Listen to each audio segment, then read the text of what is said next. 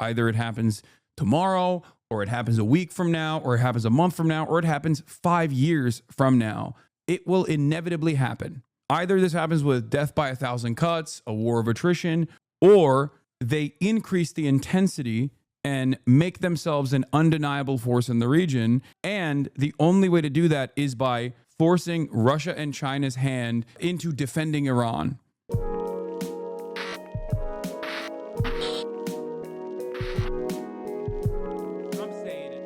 Yes, I know. Dmitry Medvedev had a big statement. We're going to talk about it. There's so much to cover. But do we have a playlist?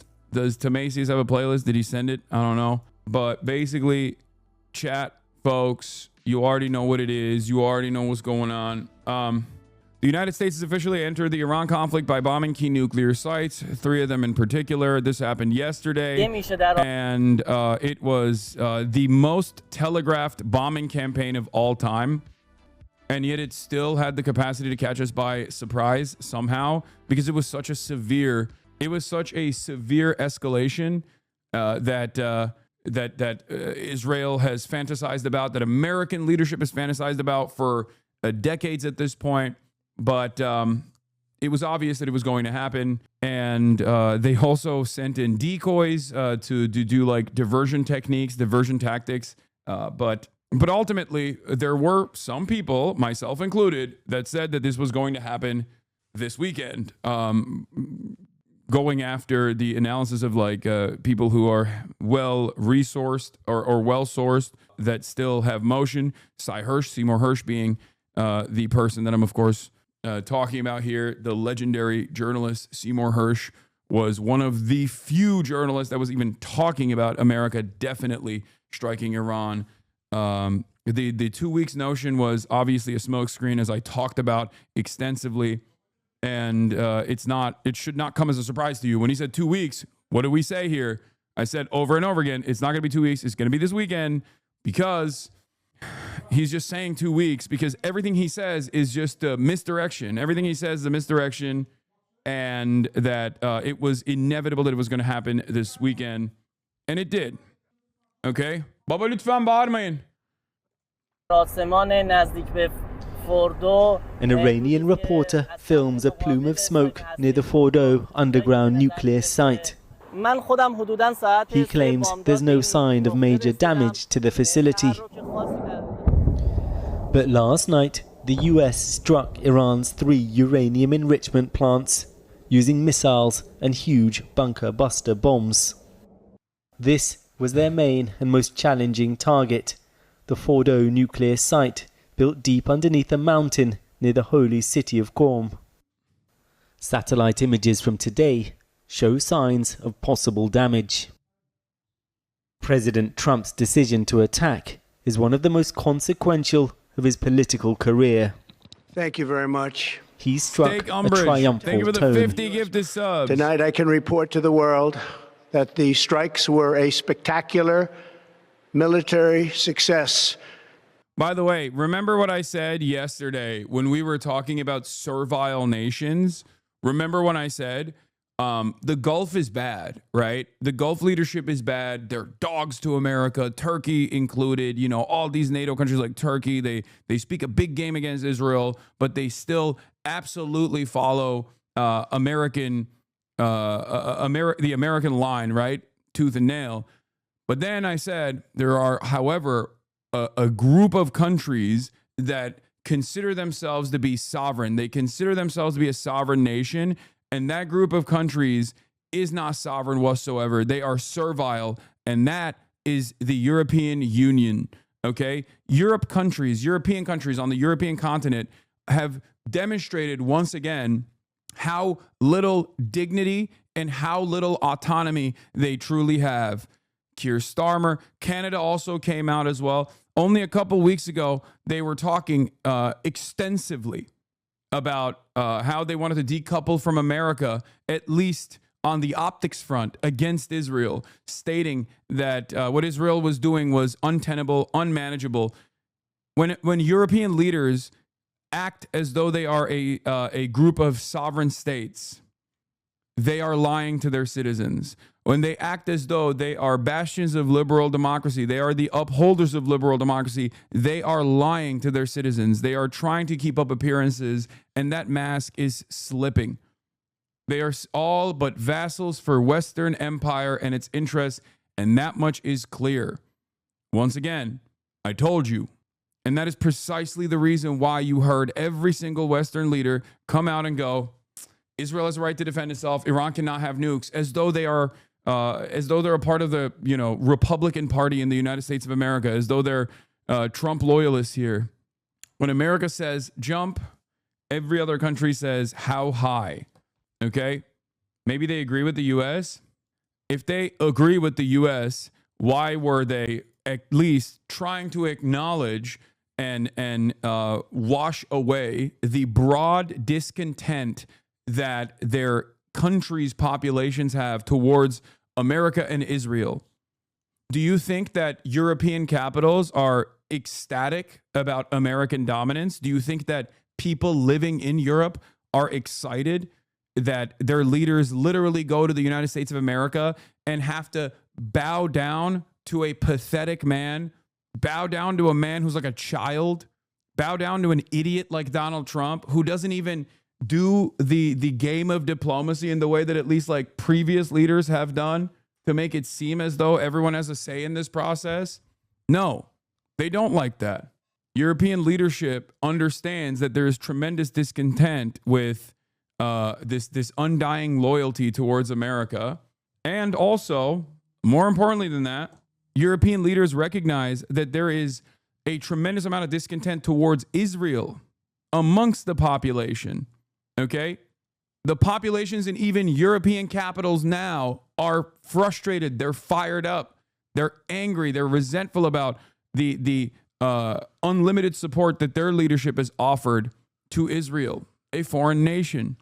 So when that kind of public distaste is happening endlessly over and over again, in order to maintain the notion of democracy, the idea that there is some sort of like liberal democracy happening, European leaders have to respond. And in that response, they try to make it seem as though they are kind of trying to separate from America. They're punishing Israel, right? They're critical of Israel, but they're not. They're not critical of Israel. And this kind of action from America and Israel basically hits the reset for all of our politicians and your politicians in Europe as well, and politicians all around the world. It is shocking to me. It is shocking to me that there was such little anti-war statements in the buildup to this highly telegraphed bombing campaign. Like, I thought at least there would be some people that hit the partisan notes and say things like, oh, why are we bombing Iran? Why is Israel bombing Iran? They're opening an eighth front? Really? Like, don't they have their hands full killing Palestinian children every day? Which they have nonstop, by the way. As Senator Chris Van Hollen from the Democratic Party posted 2 days prior, since Israel started bombing Iran, Israel has also killed 400 Palestinians, almost all of them at the fake aid sites that they've created with the Gaza Humanitarian Foundation, a fake aid site created by both of the belligerents, the United States of America and Israel, to do perfidy, which is illegal, trickery, and aid distribution. Having a military mechanism is completely illegal. And that is what Israel and America are doing in Gaza right now. The Strait of Hormuz has been closed. So yeah, my expectation is that Iran is going to do something. I thought it would be limited. We shall see. So far, they have not done any sort of like imminent retaliation to American bases and American assets in the region. They've only spoken about how they are going to take the legal route in terms of the nuclear proliferation stuff. So we shall see. We shall see where they go with this. But their statements have been restrained thus far. Their statements signal restraint. Statements such as, "Oh, this attack actually wasn't that big of a deal for us," or even the Iranian Atomic Energy Agency coming out and making a statement about how they will pursue legal options. the most militant statement that I have read so far from that side, from the Iranian, not like the Iranian side, but like necessarily the Iranian, the Iranian allegiance has been from Russia. Well, although this right here is interesting, Russia, China, Pakistan proposed draft UN security. These are the only allies that Iran has in the region, right? Aside from the axis of resistance. They propose a draft at the UN Security Council resolution calling for an immediate unconditional ceasefire in the Middle East. I wonder if this package will include Israel. I suspect that Iran is interested in blocking the Strait of Hormuz, and U.S. now wants China to join in on the fray, get involved, and only to prevent Iran from closing the Strait of Hormuz and disrupting global oil flows. But yeah, this is what I was going to say. This has been the most consequential statement from Dmitry Medvedev, deputy chair of the Security Council of the Russian Federation. This is the most militant thing I've heard from, I guess, like the Iranian side. What the frick is going on? Is my computer getting bricked or something? What is this? Okay. What have the Americans accomplished with their nighttime strikes on 3 nuclear sites in Iran? 1, critical infrastructure of the nuclear fuel cycle appears to have been unaffected or sustained only minor damage. 2, the enrichment of nuclear material, and now we can say it outright, the future production of nuclear weapons will continue. A number of countries are ready to directly supply Iran with their own nuclear warheads. Now, this is a very big escalation in terms of the language being used. No Iranian leadership has said anything of the sort so far, but Russia's statements here, I would go so far as to say, are even more significant than Iran. But this is Medvedev, so I don't know if this is all that consequential. Like it would be definitely a little bit, it would be more impactful if it was Lavrov or if it was obviously Vladimir Putin, something along those lines. But this is basically the most militant statement that I have heard so far. And I think Russian statements, not Medvedev, okay, but Russian statements coming from Russian envoys, make no mistake, are more important than even the Iranian leadership in terms of understanding where this conflict might go. Listen to me. Trusting Russian talk? No. You listen. Russian statements on this, okay? Russian statements on this event, on events that unfold in the Middle East, is more consequential because it is a way to understand. It is a way to understand what this axis that is developing, or what this unified front that is developing against American imperialism in the region, what direction they may lead down. Because the Iranian side, there's differences in opinion, obviously. Like the IRGC is more militant. The Islamic Republic and the civil governance side is infinitely more restrained, infinitely more diplomatic. Russia still, however, is the big dog. So when Medvedev, albeit says something insane, it could signal which direction Russia is heading down. Whoa, Kaya. Jesus Christ. Fiona came and she immediately ran out. Okay, hold on. I'm gonna let her out.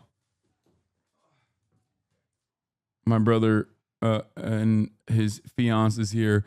And as predicted, as I said yesterday, China, once again, the strongest of condemnations. Oh boy, what a condemnation. The strongest you've ever heard. Classic. Yeah. Just wait till China actually condemns Iran for blocking the Strait of Hormuz if they actually do so. Okay? But in any case, let's keep going through the Medvedev statement. The enrichment of nuclear material, like, this is obviously an insane statement because he goes, and now we can outright say it. Future production of nuclear weapons will continue, implying that Iran was already in the process of developing nuclear weapons. This is not true. There is no evidence for this, right? There's no evidence for this whatsoever. So when he says that, that's the embellished part. But it's also important to recognize like which direction the Russian state might be heading down. Like he says, he goes 110% of the way, but the Russian government might be leaning in the, 40%, 50% of the way. Whereas the Iranian government, and what the Iranian government is saying is seemingly incredibly restrained, if that makes sense. Do you see what I mean? Do we have any of this verified by Iran? Why not get it from the horse's mouth? This is, I would say, not Medvedev, but like I would be on the lookout in this situation to hear what Russia will say. I think Russia's statements here will be the most impactful ones. Okay? Russia's statements will show which direction this conflict will go. Russian actions will show which direction this conflict will go, because Russia's actions and Russia's statements, not Medvedev, the state, okay? The actual state, not this guy, but the state itself and which direction they head here will either broaden this conflict, in a way that turns into like a Iraq style situation, or will potentially stamp out or will basically exhaust Israel to a degree where they won't be able to continue doing all of this nonsense, all of this madness, and will create an environment where there will be a managed negotiation to stamp out further Israeli aggression in the region, or potentially get America fully invested in implementing its grand design in the region and try to destabilize the Iranian regime. Because that is the goal here. As I have said, the ultimate goal here is not the nuclear program. Nobody gives a about the nuclear program.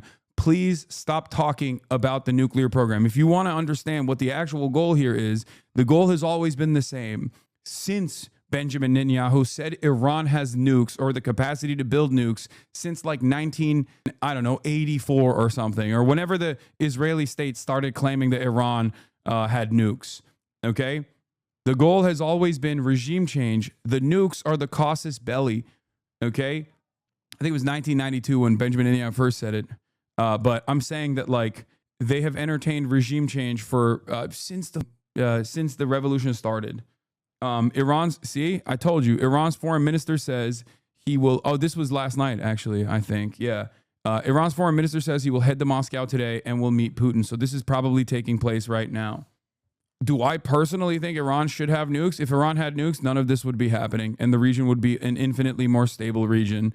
It would be more stable in the direction that America doesn't want, though. It would be a region that had more stability because the countries in the region would have more power and more influence and more sovereignty over their own affairs. The only way to basically scale back Israeli aggression in this region is for there to be sovereign states, and there is no sovereignty unless you are outside of the banner of American influence. You do not have any sort of sovereignty whatsoever unless you have nukes. I'm sure that many of you have figured it out by now, but there is perhaps a reason why nobody does this to North Korea. You know what I mean? But they do this, and have done this successfully, the countries that they've said have nukes or WMDs, like Iraq, like Libya. Okay? Pakistan probably looks at everything that's going on right now and goes, oh my God, what an amazing thing we did. Okay? Thank Christ. Thank Christ for that guy who came from the Netherlands and built this goddamn thing in a cave like Iron Man. Okay? What was the name of the dude? Hold on. Let me see if I can find the name of the dude. Was it Dr. Abdus Salam? Or no, Khan? Abdul Qadir Khan? Yeah, Abdul Qadir Khan.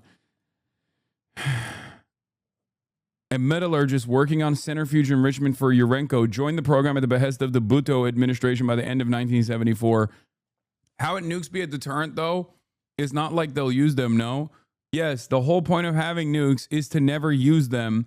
The whole point of having nukes is that they will never use nukes on you. That's the whole point.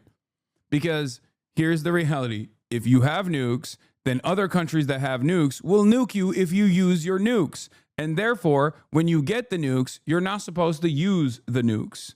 Okay? The entire purpose of getting the nukes is so you don't get nuked. The threat of using the nukes is what is at the heart of the mutually assured destruction that is the reason why so many countries have engaged in nuclear proliferation. I'm a firm and committed believer into denuclearization, as the NPT suggests is supposed to happen, but I think we all know it's not happening anytime soon. Abdus Salam was the other guy who founded the program but was kicked out of Pakistan because of his religion. His grave was also later desecrated on. That's crazy. Anyway, here is Mossad's very own, IDF's very own Barak Ravid, Netanyahu at a press conference, who Trump personally called and said, your Israel is safe now. Remember that. This guy's gotten awards from every American journalistic enterprise. Barak Ravid, literally an agent of Israel, like straightforwardly. He is. I'm sorry. I know he works at Axios, but Donald Trump called him last night after bombing Iran and said directly to him, your Israel is safe. Anyway, Netanyahu at a press conference says, we will not be dragged into a war of attrition. When we achieve our goals, the fighting will stop. Okay. Well, as I said, when Netanyahu says something like that, just assume the opposite if you want to be right 90% of the time, as opposed to being right 10% of the time. When Netanyahu says something, it means the exact opposite. So he wants to do a war of attrition. Netanyahu said, oh, this will last 2 weeks. That's how you know it was going to be longer than that. Donald Trump says, oh, we want diplomacy. That's how you know it's not going to be diplomacy. Yeah, he said that about October. He said that on October 8th about Gaza, too. Oh, all right. But Iran's key nuclear enrichment facilities have been completely and totally obliterated. Iran, the bully of the Middle East, must now make peace. Other satellite images from recent days show cargo trucks near Fordo. Iranian officials have said all enriched uranium had already been moved. But Hasanabi, why would Iran be super aggressive when the only way they can really win is maintain the regime? Trump attacking nuclear sites doesn't really do anything. It's just promoting American weapons, really. And Iran has zero allies in the region other than Yemen. Why would they attack the U.S. and risk American support for regime change up 50%? It'd be a bad move. Great question. Here's the answer. Iran is a part of a American-caused an American-caused new world order that is being implemented. Okay, you have Iran, China, Russia on one side as regional players, and China being the head of the axis, if you want to call it that, and then you have America and the entire Western nations on the other side, alongside Israel. Okay. Turkey's obviously a part of American, the American side as well. So if Iran recognizes that destabilization is a necessity or is a part of America's goals here, like decapitation potentially, either it happens tomorrow or it happens a week from now or it happens a month from now or it happens 5 years from now, it will inevitably happen. Okay? It will inevitably happen. So if they want sovereignty and if they want to basically try and stop the bleeding, either this happens with death by 1,000 cuts, a war of attrition, or they increase the intensity and make themselves an undeniable force in the region. And the only way to do that is by forcing Russia and China's hand into defending Iran. Considering how valuable of an asset Iran is to both of these countries, the fact that they've basically all but written off Iranian sovereignty in this process is actually quite shocking to me. Are there not sanctions to put on these other nuclear powers like Pakistan and Russia that would limit how they supply nuclear arms to each other? Yes. But considering that there is a secondary network of a secondary market that was cultivated as a direct consequence of America's sanctions regime, and the way that America weaponizes SWIFT, you already have a lot of these countries that are not entirely in the sphere of American influence working around that and actively looking for alternatives and actively creating an organically created secondary market. Remember, America has designed sanctions in its sanctions regime in such a way that there is literally now a robust secondary market that can't even work within the global marketplace because America already has hit them with like ridiculous restrictions to begin with. When you sanction everyone, you technically are just sanctioning yourself. And that's precisely what America has done. With the exception of like Western Europe, America's basically been like, you can't enter the Western European markets, which are very important, and you can't enter the American market, which is very important. These are consumer markets, okay? But when you do that, you inevitably create a secondary market of all of the people that have been sanctioned, and the sanctions that come down later are nowhere near as consequential or as impactful because there is now a network that has been forcibly designed against said sanctions.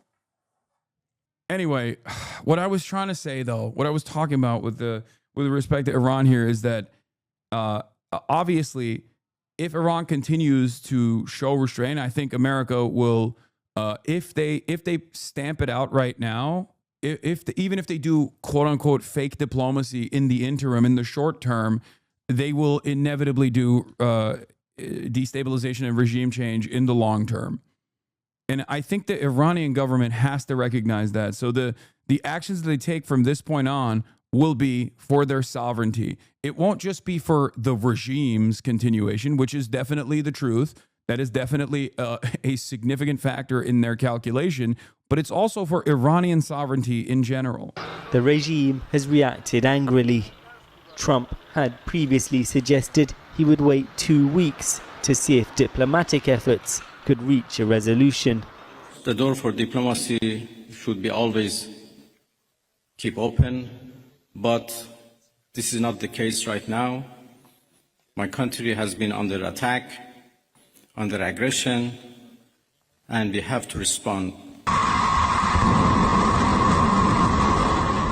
Iran's initial response: 2 barrages of ballistic missiles fired at Israel this morning. One hit this residential area of Tel Aviv. I will say, one of the smarter things that Iran could do right now is to feint and make it seem like they're hitting American targets, but then continue hitting Israel, which is, again, an American target technically. This way, you get to avoid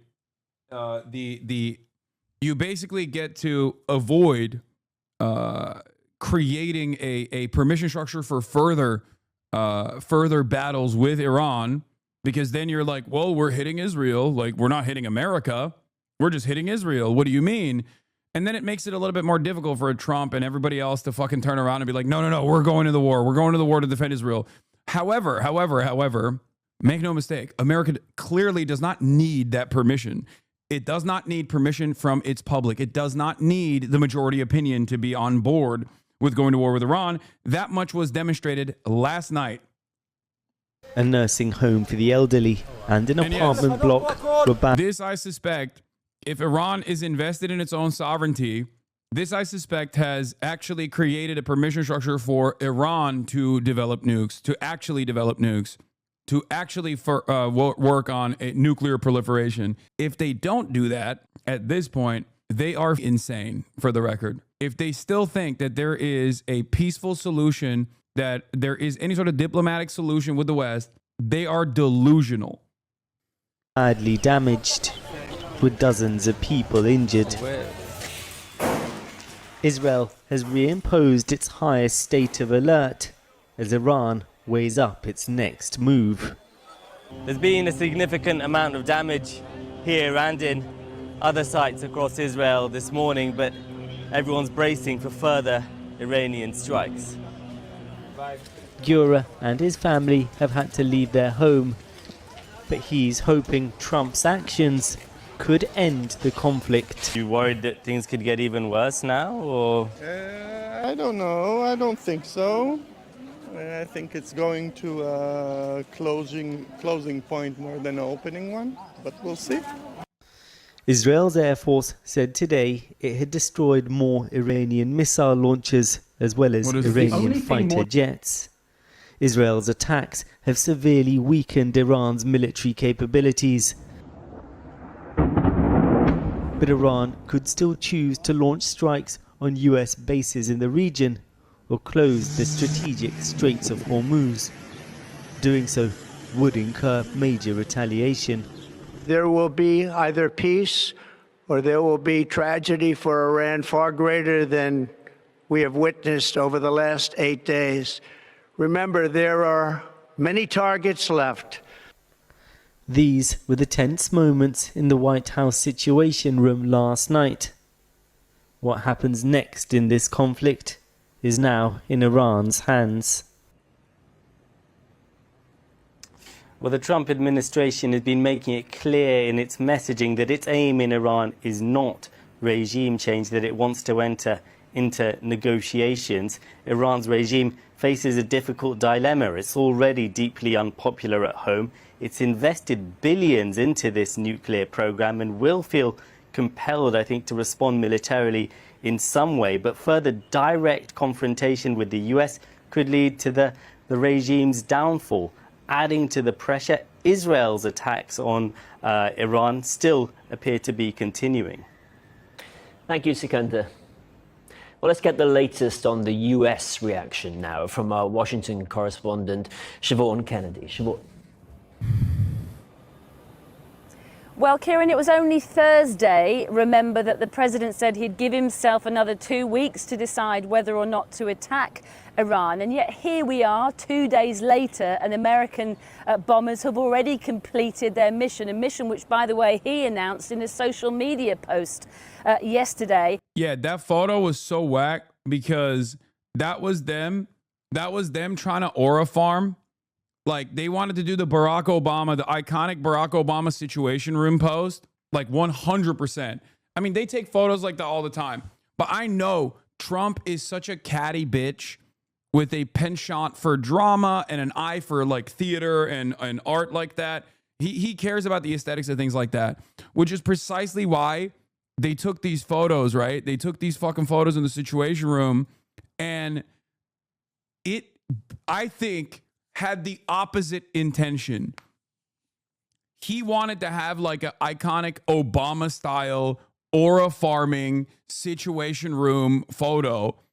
And I think it backfired spectacularly because he's wearing that whack ass hat and it looks like you're a clown. Like, you look like a clown.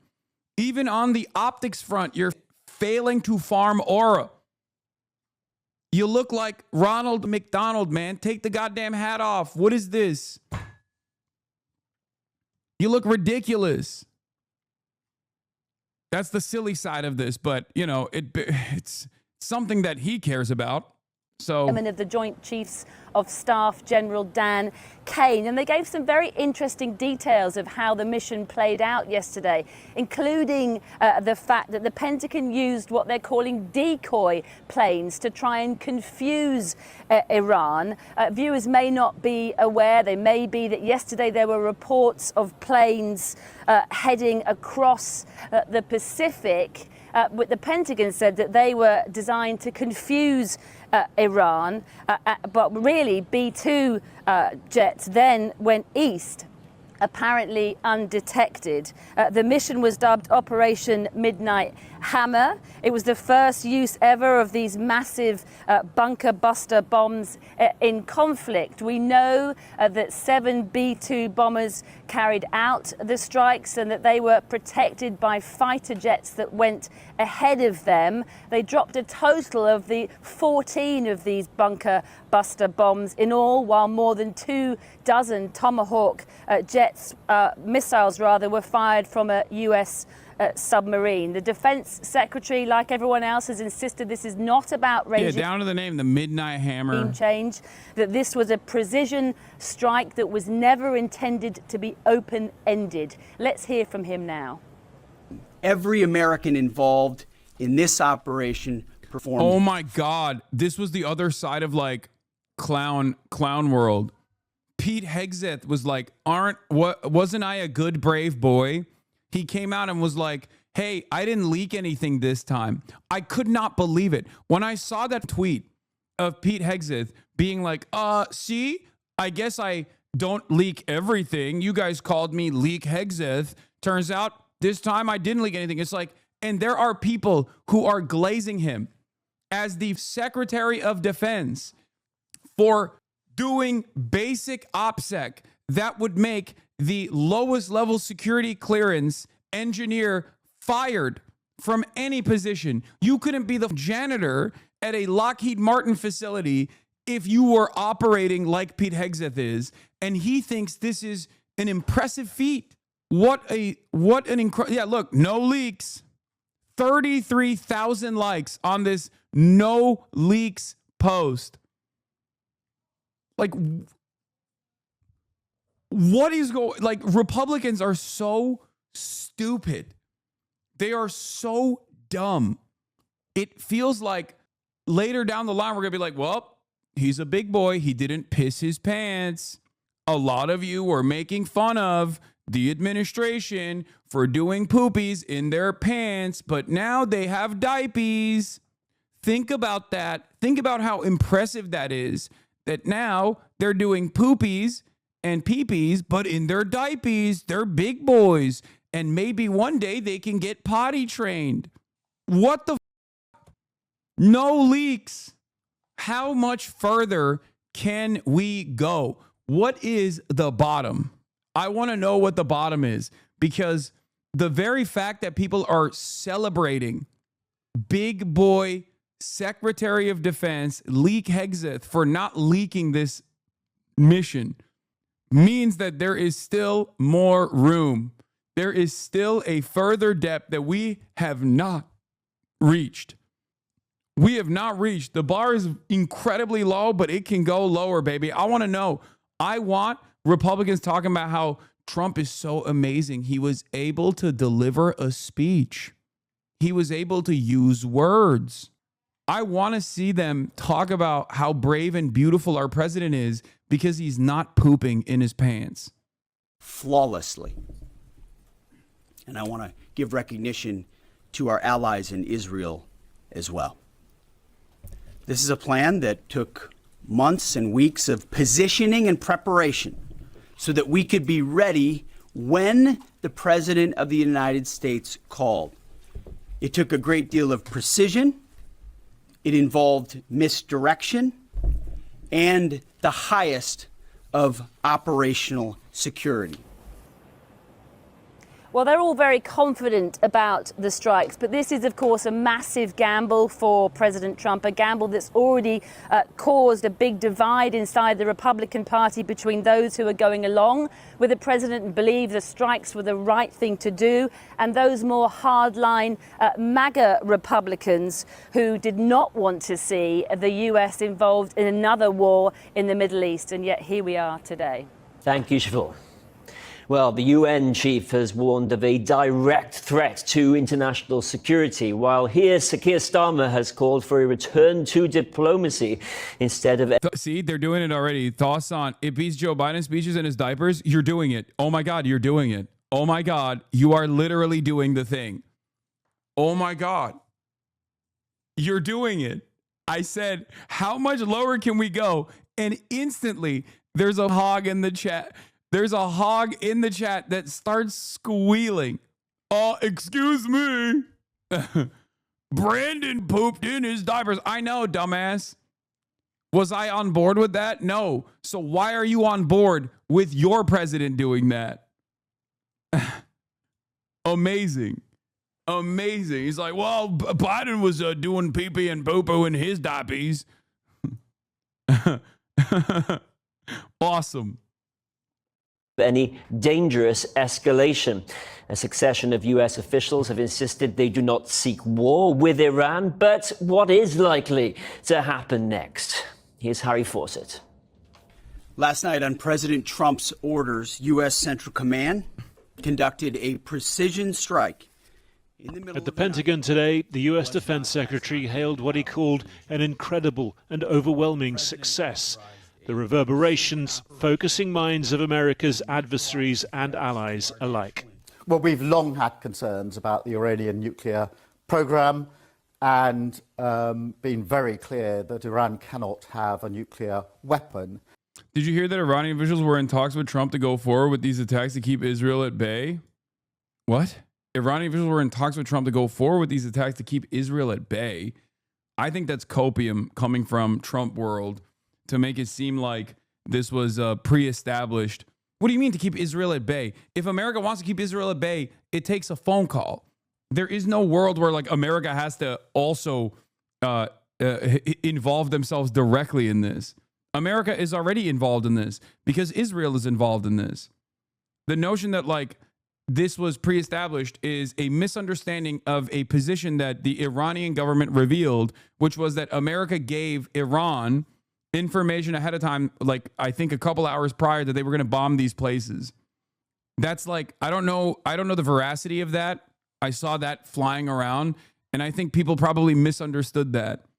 But also, why would Iran or why would anybody trust America? Like, not just Iran.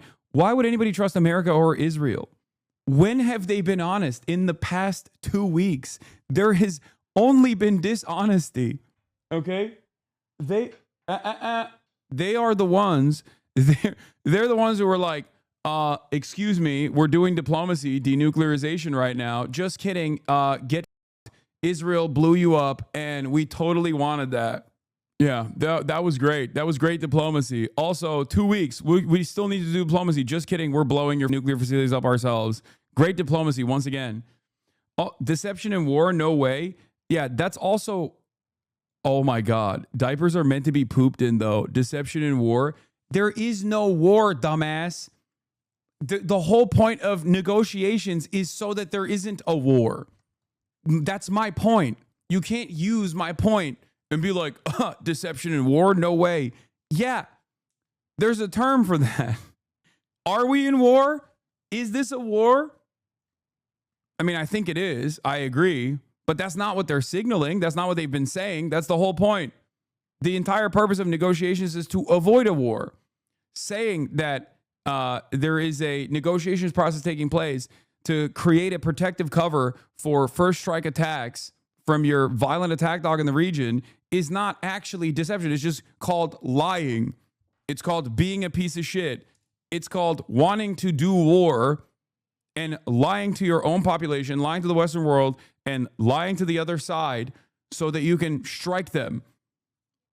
It's so stupid that we're just, when Trump does it, it's like, nah, it's good, actually. The US has now taken action to alleviate that. And look at this worm, dude. God damn it. Kid starver, dude. God, he is such a spectacularly cucked creature. Okay? Threat. It is important that we now de-escalate the situation. Sir Keir Starmer then more descriptive than supportive of the strikes. Emmanuel Macron expressing concern and urging restraint ahead of an emergency cabinet meeting this evening. Russia has called it an irresponsible violation of international law. Strong condemnation too from China. Closer to the heart of it all, Saudi Arabia talking of great concern, Oman of the threat now of a wider war. Key to it all, of course, what Iran does next. Iran has retaliated before, notably in 2020 after the US assassination of the Iranian general Qasem Soleimani. A wave of Iranian missiles struck Al-Assad air base in Iraq.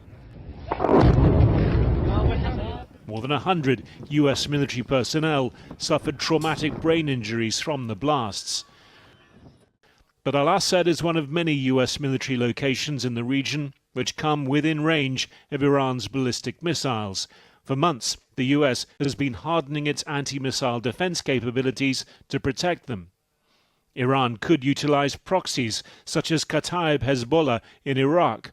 Already, the US has withdrawn diplomatic staff from its Baghdad embassy in case of an attack there.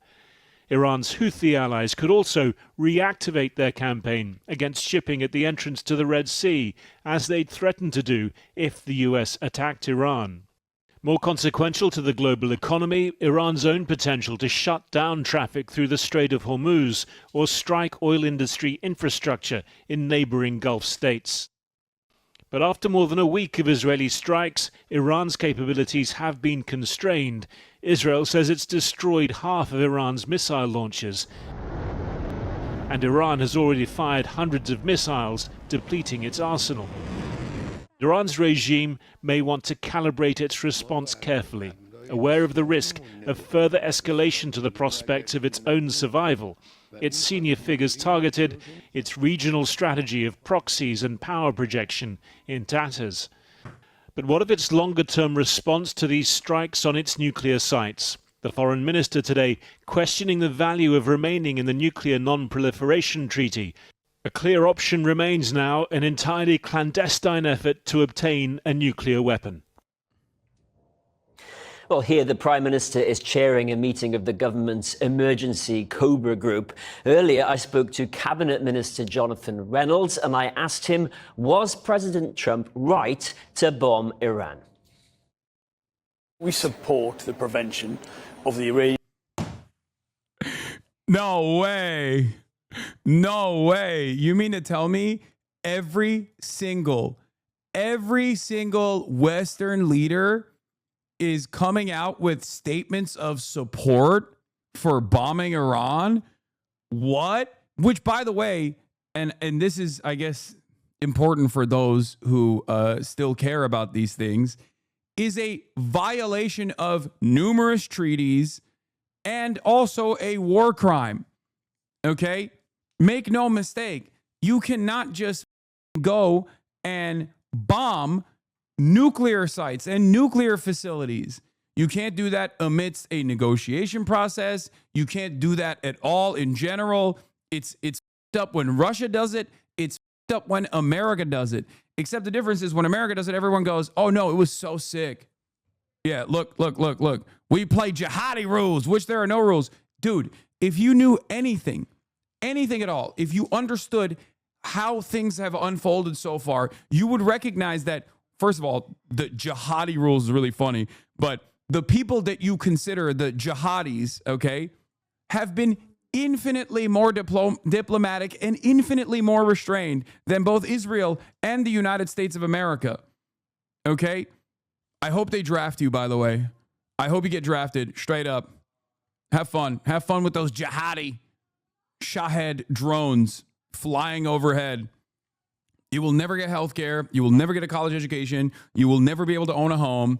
And you will die for Israel. What a spectacular future for a bunch of cackling hyenas in this goddamn country. Just a bunch of angry losers who are like, oh yeah, hell yeah, we got to do force projection all the time, baby.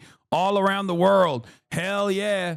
Can't wait to go and get my ship blown up by a Shahed drone or maybe some Dongfang missiles.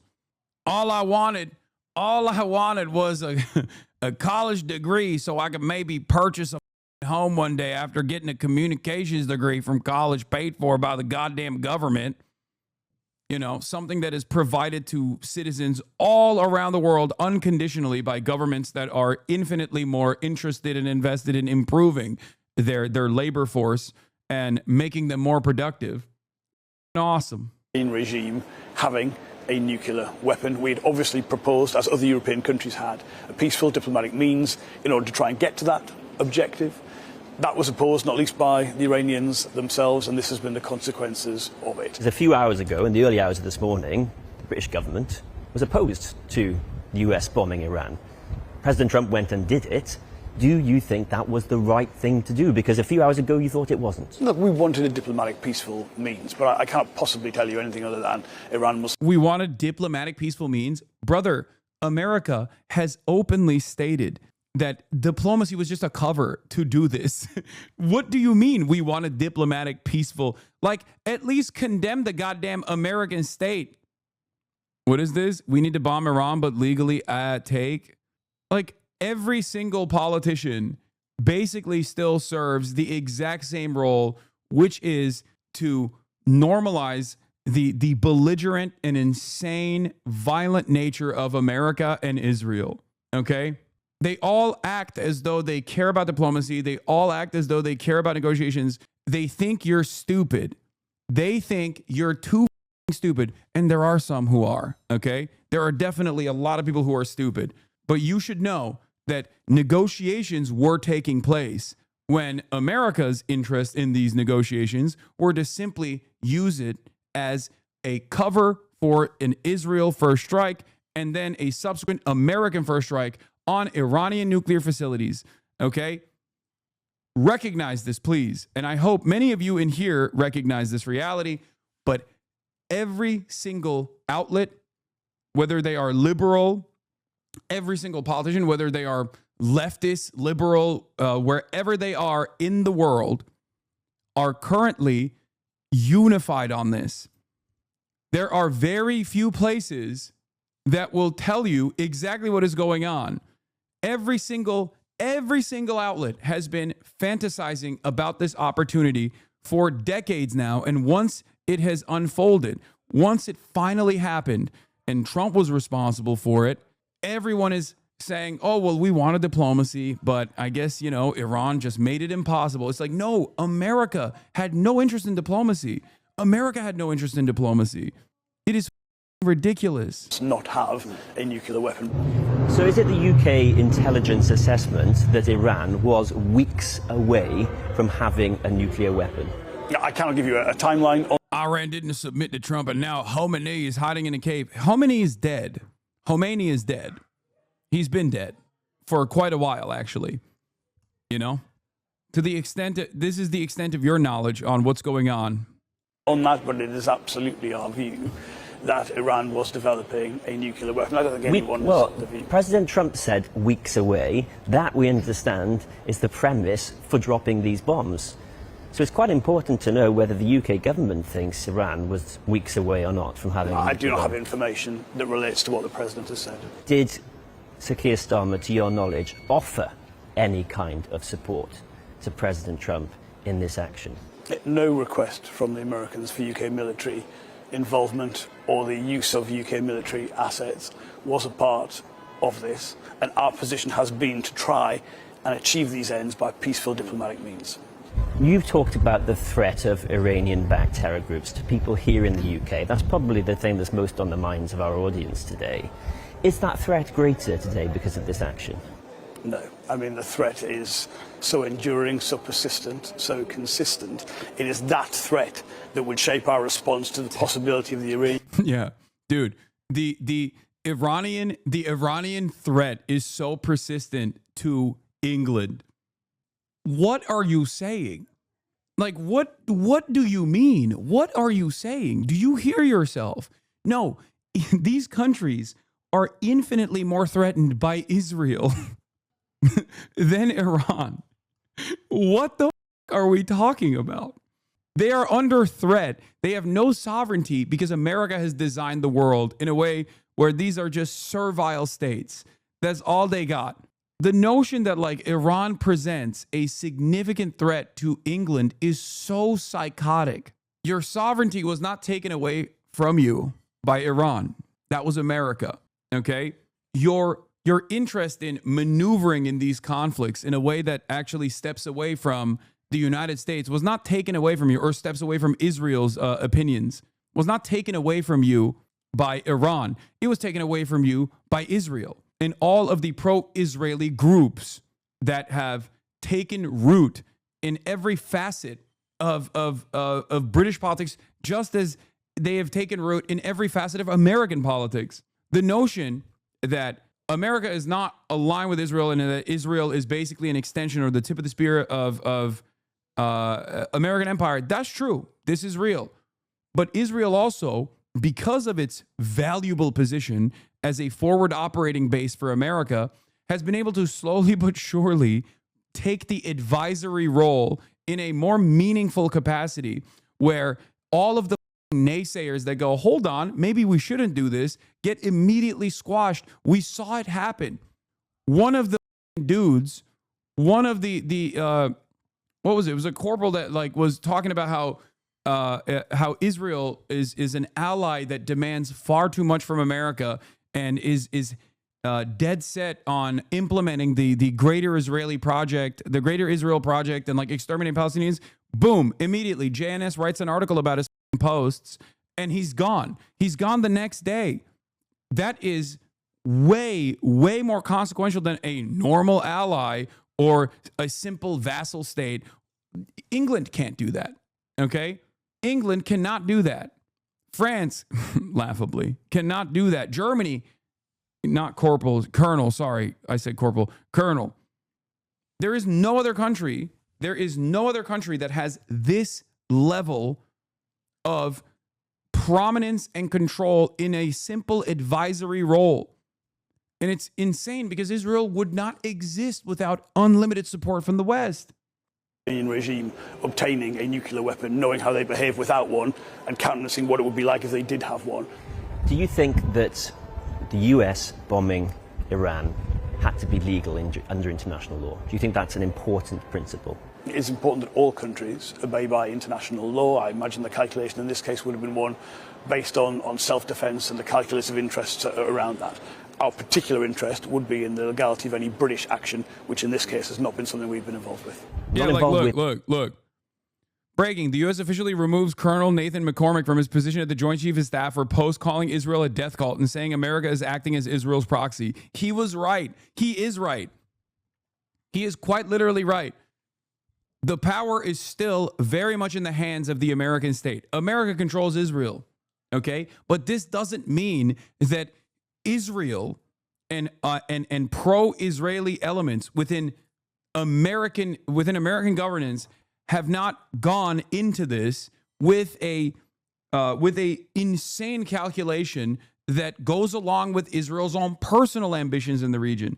Israel's own personal ambitions in the region might correspond to American interests in the region, but the reason why this is fucking happening is because Israel has taken the advisory role and is leading the charge. It's like having your attack dog control having your dog control you. It's like having your child slap you in the most American in the most American terms. It's like when, you know, American children will call their parents by their first names and will throw a fucking tantrum, and then the American parents have nothing to say in that process. It's like Israel is that child throwing a tantrum. There's a possibility, isn't there, that the time comes where UK forces are deployed in some capacity? I think it isn't helpful to speculate on. Just accept the fact that U.S. spent more on military than the whole world combined. Live with it. They say jump, you jump. Be real on yourself. What do you mean? Iran funds terrorist organizations. It affects the whole Western world. Yes, dude, you're right. Keep coping, okay? Keep coping. They told you that. They told you that so you don't get healthcare. So all of this money is spent on dominating this region. That's what it is. And you eat it hook, line, and sinker every time, okay? Iran is a regional player in the Middle East. It is an oil producer. Iran has been destabilized by Western interests time and time again. That's why the Iranian Revolution took place in Iran as a consequence of previous destabilization and the coup that was implemented by England and America, okay? And every step of the way, they justified all of these things that they did to Iran by telling you it's dangerous, it's scary. That's it. And you ate it. You ate the propaganda. You ate the propaganda and you're like, I'm terrified of Iran. Iran has done nothing to you, dumbass. Nothing at all. We've done everything to Iran and Iran has done basically nothing in return. That's why it's always funny when people are like, death to Iran. They're saying death to America over there. They're saying death to Israel. It's like, of course they're saying that. Look at what we've done to this country. Of course they're saying that. You want death to Iran and they ain't done shit to you. Your government has done shit to Iran. Of course they're going to say death to Israel, death to America. On those situations. Clearly there is an interest now in calming this down, in de-escalation, in stability. Of course, we'll always defend our own interests. We move assets to the region to be prepared in order to make sure we can defend British personnel if that was something that we needed to do. Jonathan Reynolds, thank you very much for your time. well, Professor Alian's Resistance groups that are destabilizing Lebanon and Yemen. Heck yeah. No, totally. The Lebanese population, the Shia population of Lebanon should have just been ethnically cleansed in the Maronite Christian sectarian infighting that was taking place, that was significantly beefed up by Israeli forces and then literally contributed to and supported by Israeli forces. After they should have just like eaten it. They should have just had Sabra and Shatila happen. They call it Sabra and Shatila massacre, but that's just a woke terminology for it. You know, the Lebanese population have no right to self-defense at all. They cannot arm themselves against Israeli invasion. Notice how Israel is always, in your assessment, packaged as a force of nature. Like Israel gets to invade any country it wants to, and the citizens of said country are not allowed to engage in any kind of self-defense whatsoever. Because when you say resistance groups that are destabilizing Lebanon and Yemen, the irony is Lebanon would already be Israel, okay? It would be a part of, especially southern Lebanon, would be a part of the greater Israeli state project if it wasn't for Hezbollah. Hezbollah was formed out of the necessity to defend against Israel. The notion that Hezbollah is somehow an alien force that has nothing to do with the Lebanese population is insane. Same with Yemen. I wonder who's destabilizing Yemen. Is it the Yemeni Shia population that was engaging in a civil war, in a power grab caused by the very unpopular Saudi-backed leadership of Yemen? Perhaps that had something to do with it. And they were also propped up by, of course, American weapons. Who's destabilizing Yemen, you think? Saudi Arabia participates and may have funded the attackers that did 9/11. Al-Qaeda is the terror group that did 9/11, took responsibility for 9/11. America funded and gave weapons to Al-Qaeda in Yemen because Al-Qaeda and its militancy was working alongside Saudi Arabia in Yemen because it's a Saudi group. It's a Saudi-backed group. Who was doing the destabilization there? The Western forces, the Western proxy forces? It's ridiculous. America and Israel have nothing to do in this region. It's just like these guys are always just a bunch of barbaric sand people, barbaric desert people that are fighting each other all the time, right? That's what it is. Is the founding director of the Institute of Iranian Studies at St. Andrews University. He joins me now. Now, when you go to... What do you think Iran is going to do next? Are they going to try and seek an off-ramp or escalation? What do you think it's going to be? I think they will probably try both. I think they will seek privately to get an off-ramp. I think they're pretty shocked by what's happened.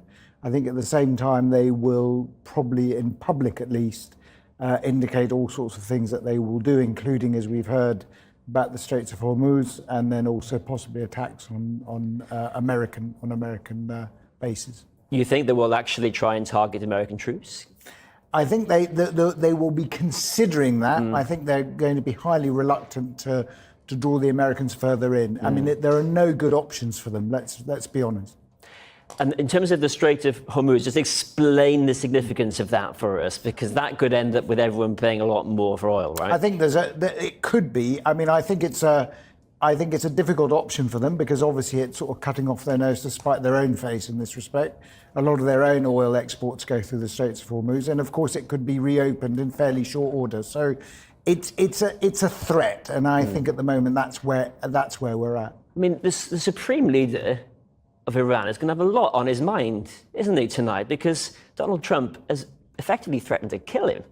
He has, and I mean, I think one of the problems, I think, for many Iranians is that the supreme leader's obviously gone into hiding, and one can understand to some extent that he's obviously extremely concerned, but it's not a great, for many Iranians who have been left really without any form of civil defense or protection, it's probably very worrying. But if he does escalate and Donald Trump carries through that threat, we're looking at the fall of the supreme leader. And do you think that means the fall of the Iranian leadership as we know it? I think the regime has some very, very difficult choices to make. If it wants to survive, it probably needs to find an off-ramp fairly quickly. I mean, how strong or indeed weak does Iran look right now? It looks like, it's lost its influence in Syria, in Lebanon, and overnight it can't even defend its own airspace. I think one of the more shocking things that will probably be settling in Tehran is just how friendless they appear. There are some voices of concern from regional allies, but there's very little actually going on that's supporting them.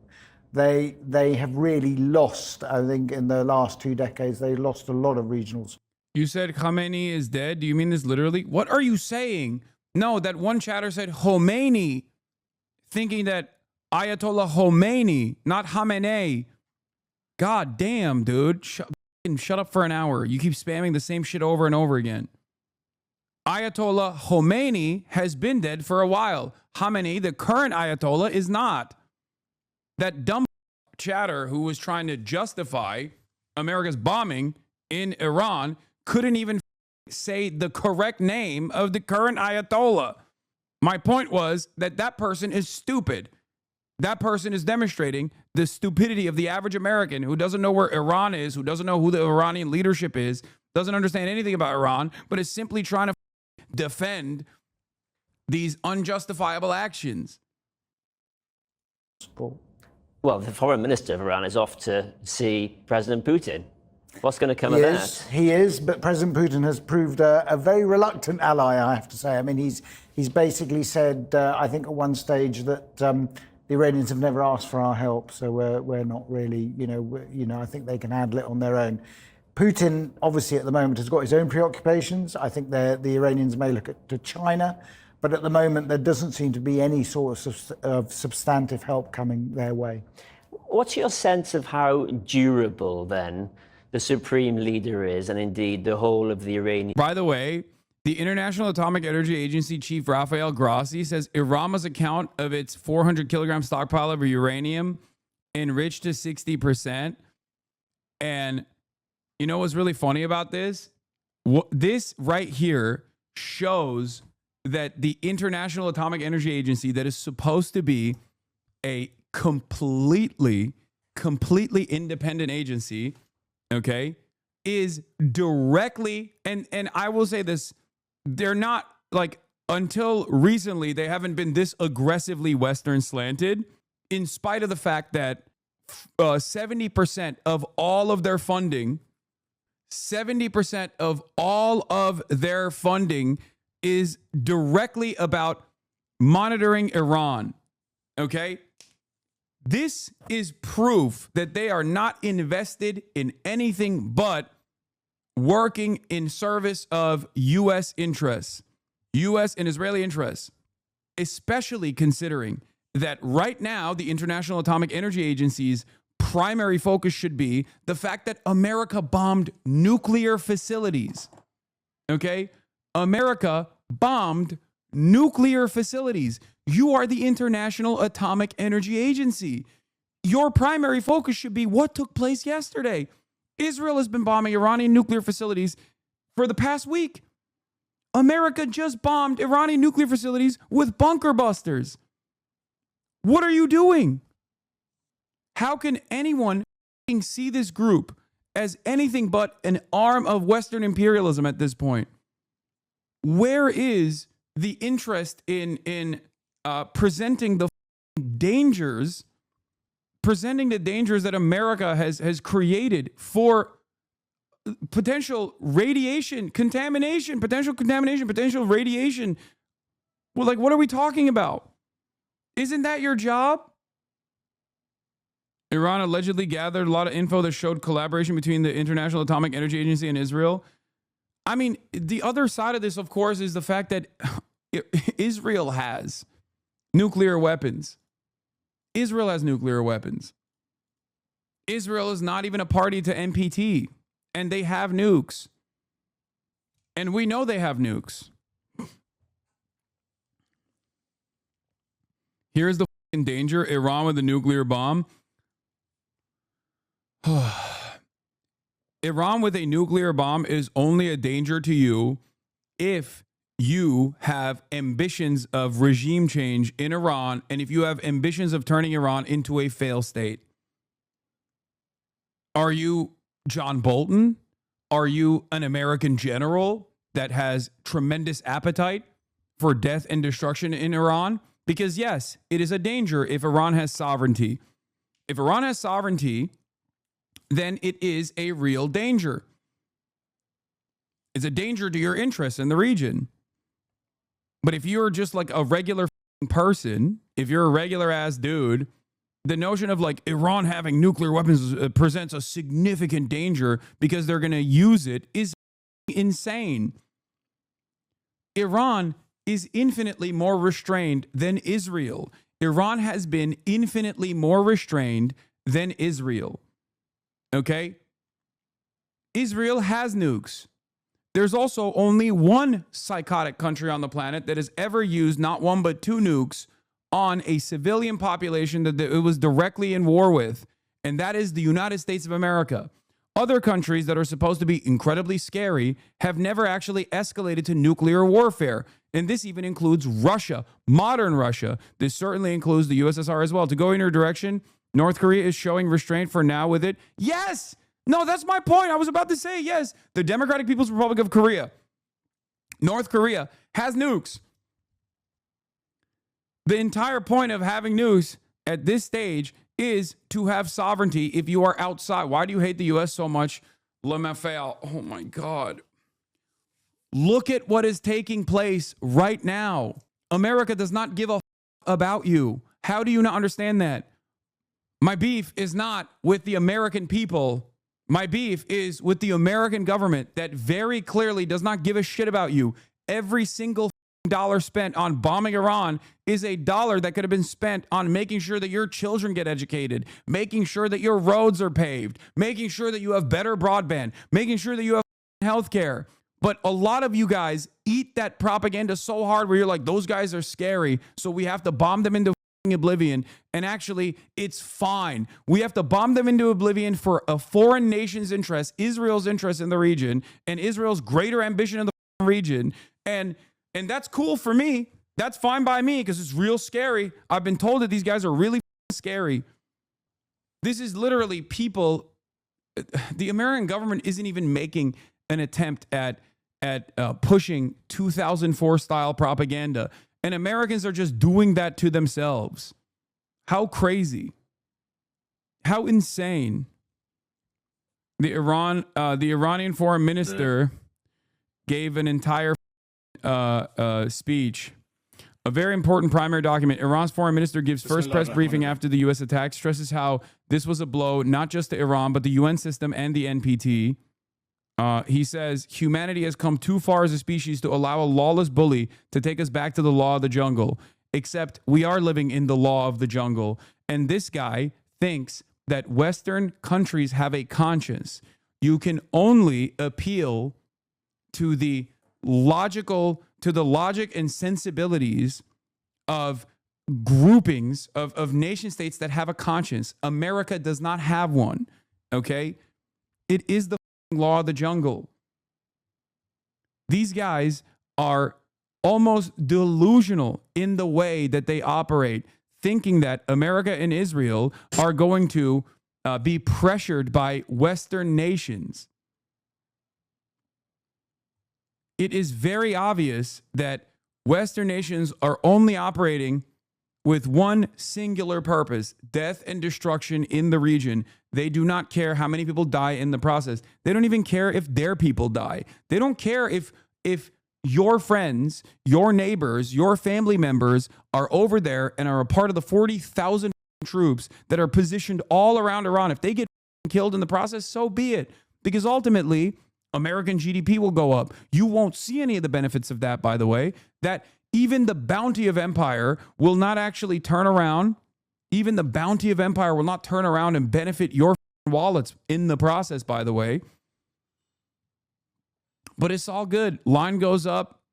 Israel gets to pursue its interests. It's fantastic.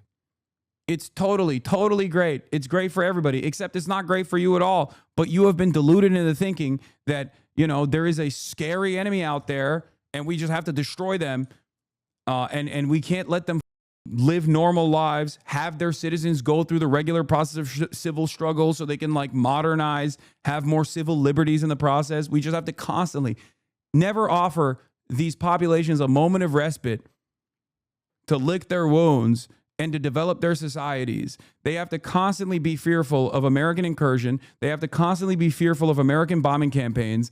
And every now and then we will blow them up. Look, and as long as this kind of attitude persists, lol, terrorists equal good, USA equals bad.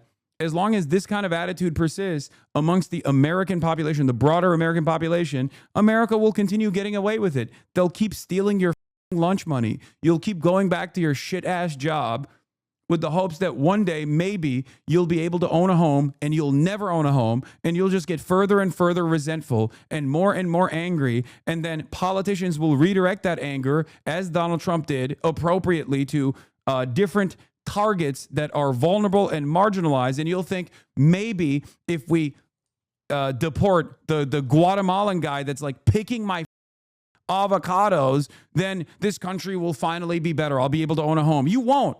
Maybe if we stop like a trans athlete in high school from participating in a swim meet, will I actually improve my life? You won't. And you'll just keep getting angrier and angrier and angrier as all of the dollars that you contribute to creating at your shit-ass job will go back, all the tax that you pay will go back to endless, unlimited bombing and unlimited death and unlimited destruction, and you won't get anything. But hey, Lockheed Martin will have incredible returns on their initial investments year over year.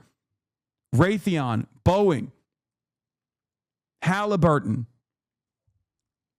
Not the people that even work there, ironically enough, just the people that own stocks in these companies.